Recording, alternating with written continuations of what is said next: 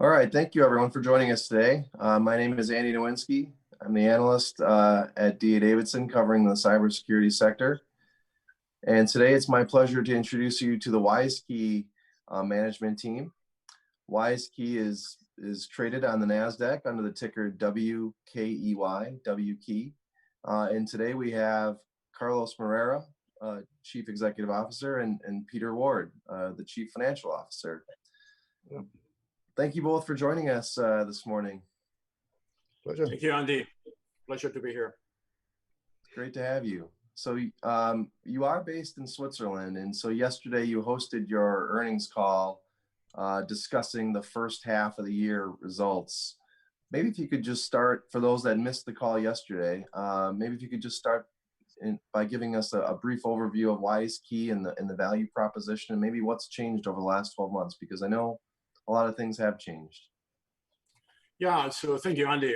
Pleasure to be with you. So WISeKey started as a cybersecurity company. So we were one of the early companies entering into the cybersecurity space. We then started to diversify as we introduced our cybersecurity into objects, mobile phones, camera, drones, alarm systems, and also strong authentication of people, everything related to identity management, KYC compliance for financial sector. So the cryptographic capabilities of WISeKey are internationally recognized. Or cryptographic root key, which is the ground zero on the internet, it's already downloaded 3.6 billion times through browsers, through OS, and so on. And in the last year, WISeKey has been very much focused on what we call the platform effect, means to produce an end-to-end solution for our customers. So when they enter into the WISeKey ecosystem, we can secure them without the need to leave that ecosystem. So that's been the major focus. We have very interesting clients representing many different sectors, like drone sectors, like robotics, like jewelry, like industrial companies, that they are using our security and know-how to basically secure their processes. The big thing happening this year, which was not there before, is the inclusion of artificial intelligence into all this, as we generate a lot of data. And data, as you know, is the oil of the digital economy, right? So these sensors that we have 1.6 billion sensors already been sold. So that means that we have 1.6 billion objects already secured by WISeKey. Those sensors are sending us data on real time. Before we didn't do anything with that data, just to communicate to our clients. Now we can help them to analyze that data and to put value in that data. And this has been a major breakthrough during this year. Great.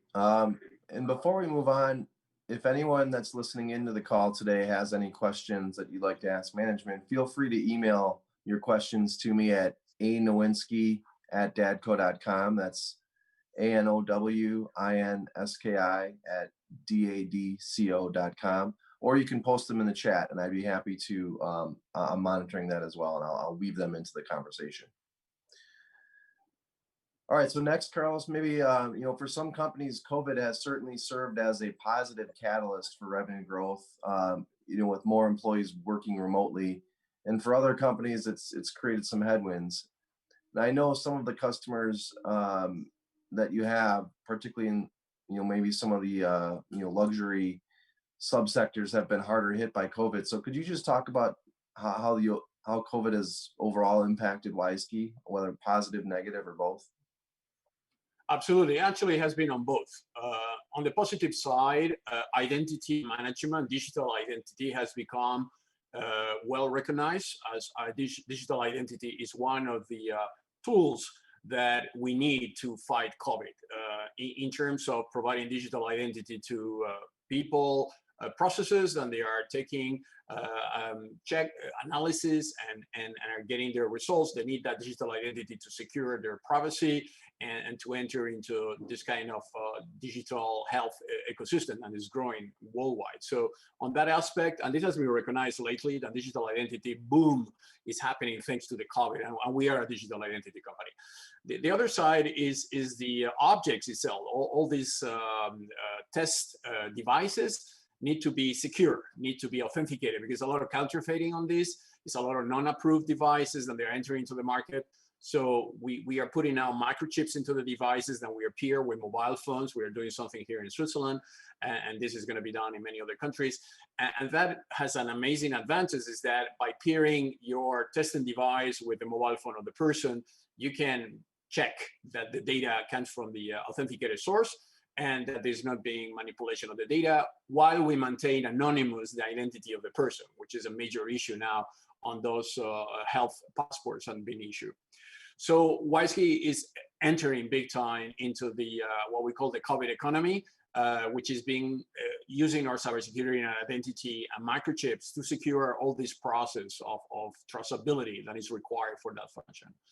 The negative side is delaying our revenue. Some of our revenue comes from sectors that they have been hardly touched through the COVID, not necessarily us as a company, but our clients. And one example is the luxury world, the watches. WISeKey secures already 1 million watches in Switzerland. We provide digital authentication for watches. As you know, people during COVID did not buy as many watches than they used to buy before COVID. So this does affect the industry. Altogether, Switzerland produces 25 million watches, but obviously many other countries around the world were there in the same situation, including Japan. So, I mean, this obviously had an impact in revenue. We lost some of the revenue during the first 6 months. We will likely recover that revenue, because it's not because you didn't bought a watch during the COVID lockdown because you were not maybe available to go to the shop and buy. I mean, obviously you're going to just defer that decision to acquire the product to a later stage. So that revenue will come back later.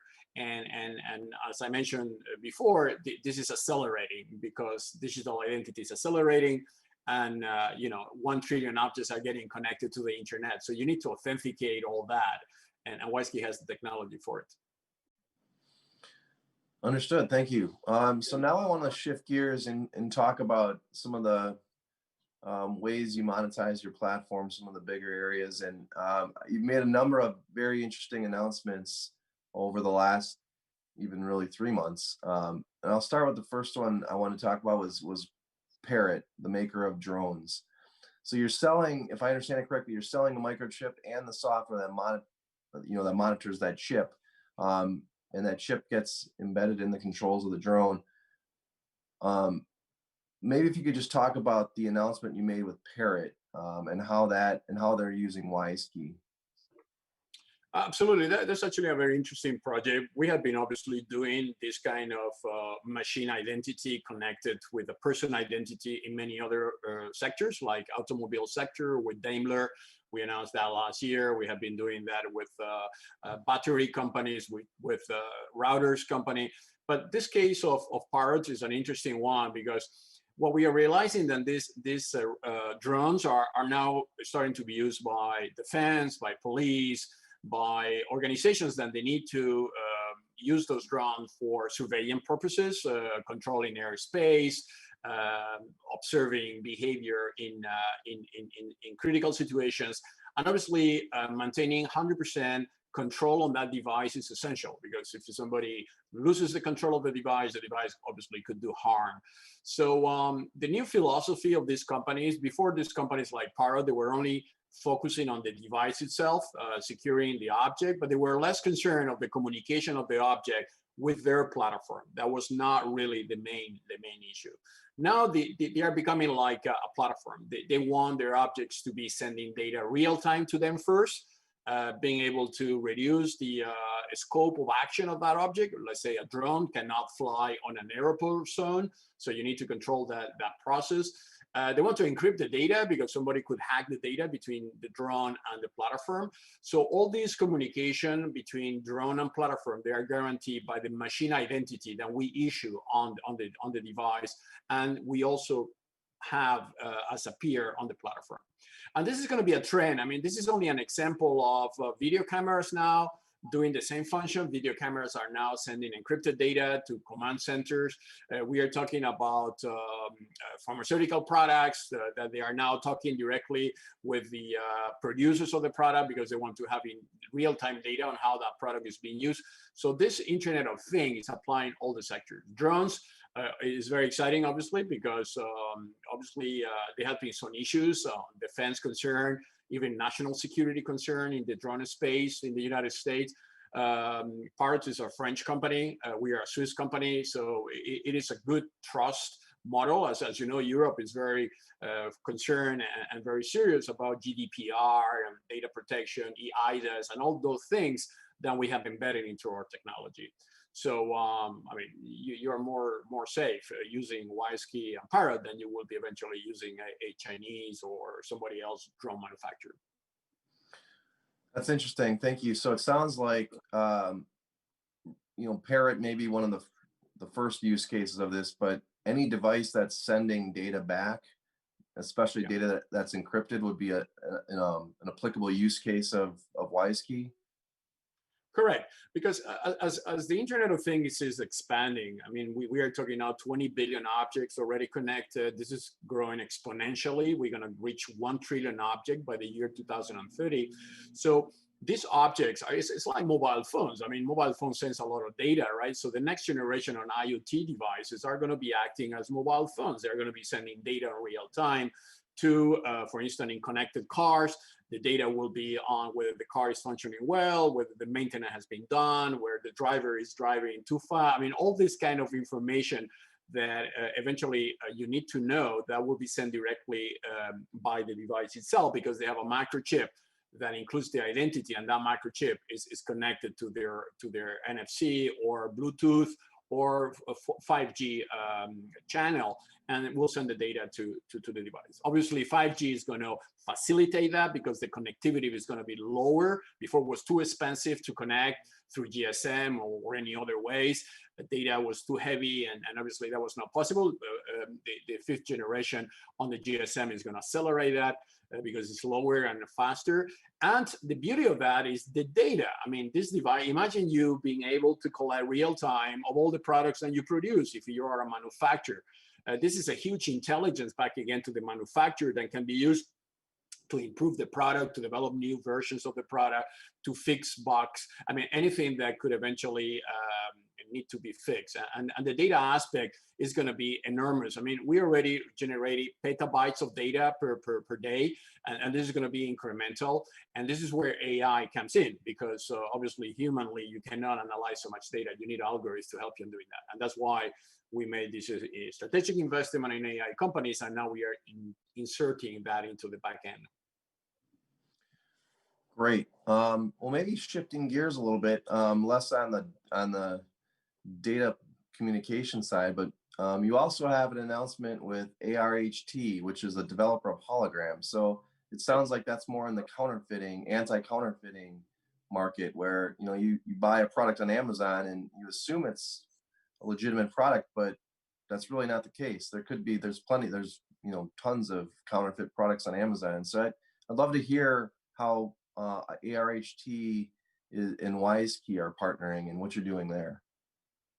So actually, this is a very interesting partnership, because we are leapfrogging mature technologies that now can work together. Before was not possible, now it is.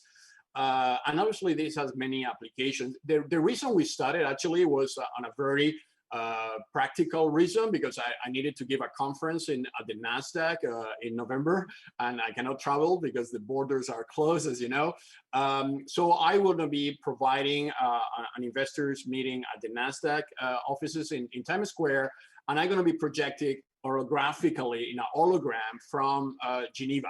So I will be there, and I will be presenting, as we are doing now with Zoom, but we will be on 3D holographics to a level of quality that you won't even make the difference between physical presence and hologram presence. So what WISeKey is doing in that specific case is that the data that we are transferring to create my holograph image in New York, when I will be doing this, will be encrypted and digitally signed by my digital identity at the origin.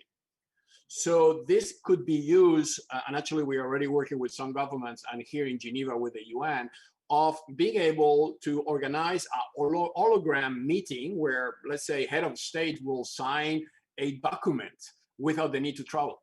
So you can convert that, or imagine a shareholders meeting where a CEO will present the company the shareholders, and they will make a vote. The beauty of this technology combining WISeKey with holograms is that the hologram becomes as legally binding as it will be the person traveling physically, and will be recognized by the law. So what we also did is applying this technology for product launches, like watches, the new generation of watches. I mean, the companies in the luxury industry spend a lot of money in product launches, high quality, and in our days they cannot do it, because the market is closed. So what we're working is doing the same holograms, ultra high quality holograms, but projecting a new product in a kind of showroom, which is virtual. The people at the destination are physically there. So imagine we beam the next Ferrari to China. The car will be, as it will be transported, because it will look exactly like if it is there, and the audience will be able to check out the car without to bother about sending the car or all the issues related to the logistics, right? So it's a moonshot into what I believe is going to be the future. The e-commerce platform you refer are trading, in many cases, products, and they are not being authenticated. So that's why counterfeiting and illicit trade is $1 trillion problem. 5% of the global economy is illicit trade. And very big e-commerce sites, without mentioning names, actually are part of the problem, because they are not taking the responsibility of making sure that everything they sell is authenticated.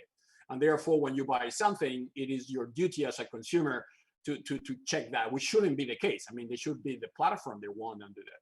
So this technology obviously is available to them as well, because by putting a strong authentication in objects, they could imagine in the future to do a trade fair directly from the e-commerce platform through holograms in a total authenticated way. Got it. Okay, that's great.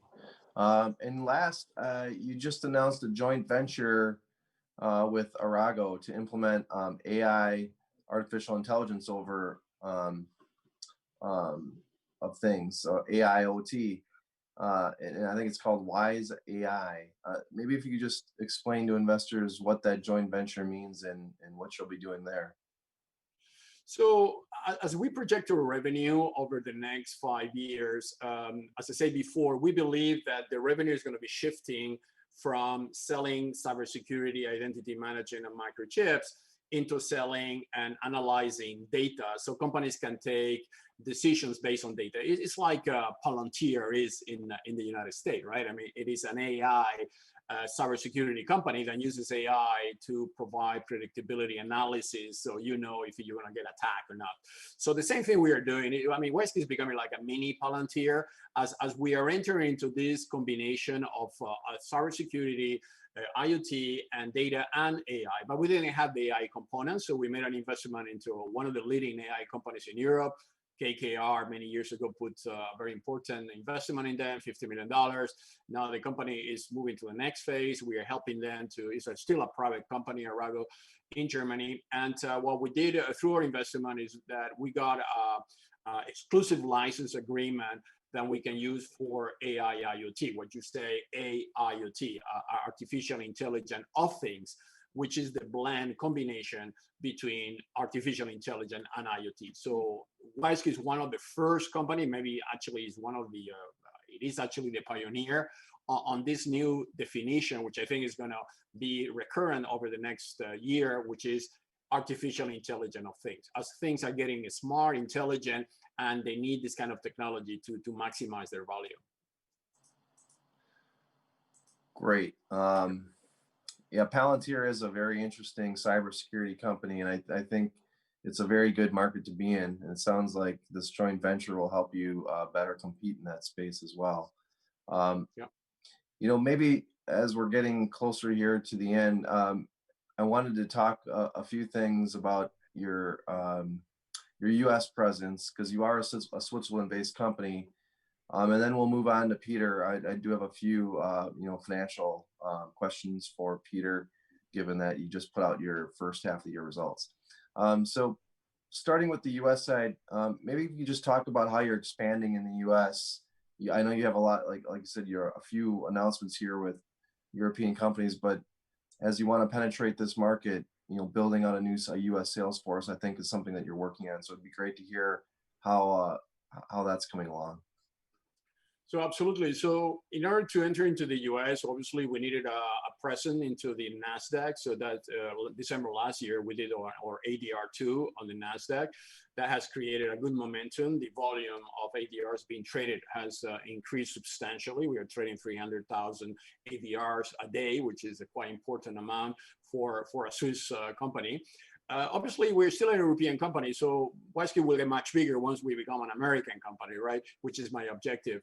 And for that, what we started to do is to shift some of the leading technology teams and also sales organization into the United States. We recruit top executives from several companies. We just recruited a top executive from Disney. On sales, we recruited another top executive from OPSEC, which is a consumer brand protection company. He was the CTO there. They are building up the US team. Our objective is to have something like 30, 40 people in the US localized in different hubs within the next 3 to 4 months.